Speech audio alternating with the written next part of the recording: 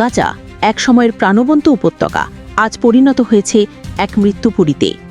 ঘনবসতিপূর্ণ এই ভূখণ্ডটিতে জুলাই ২০২৫ পর্যন্ত চলমান সংঘর্ষে যে ধ্বংস নেমে এসেছে তার তুলনা ইতিহাসে বিরল।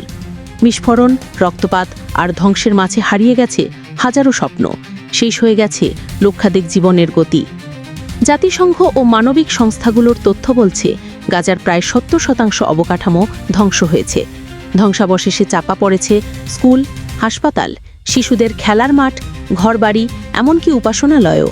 একটিমাত্র Catholic church, holy family church, যেখানে শত শত মানুষ আশ্রয় নিয়েছিল, সেখানেও বোমার আঘাতে নিহত হয়েছে নারী, শিশু, বৃদ্ধ।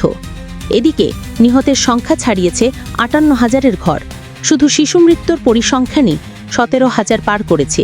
আহতদের সংখ্যাও লাফিয়ে উঠেছে ১,৪০,০০০-এ, যাদের অনেকেই চিকিৎসার সুযোগ না পেয়ে প্রতিদিন অসহায়ভাবে প্রাণ হারাচ্ছেন।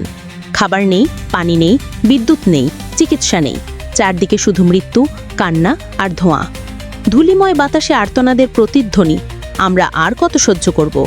প্রতিটি মা আজ শোকাহত, প্রতিটি শিশু বিভ্রান্ত, প্রতিটি বৃদ্ধ অসহায়। পরিবেশবিদদের মতে এই যুদ্ধ শুধু জীবন নাশ নয়, গাজায় ৫০ থেকে ৭০ মিলিয়ন টন ধ্বংসাবশেষ জমে আছে, যেগুলো সরাতে অন্তত ২০ বছর লাগবে। মৃত্তিকায় বিষাক্ত উপাদান পানিতে মিশে যাওয়ার ফলে রোগ ও দুর্ভিক্ষ আরও ব্যাপক আকার ধারণ করছে।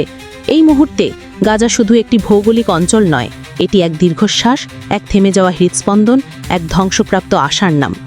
পরবর্তী আপডেট নিউজ পেতে আমাদের চ্যানেলটিকে সাবস্ক্রাইব করে পাশে থাকুন।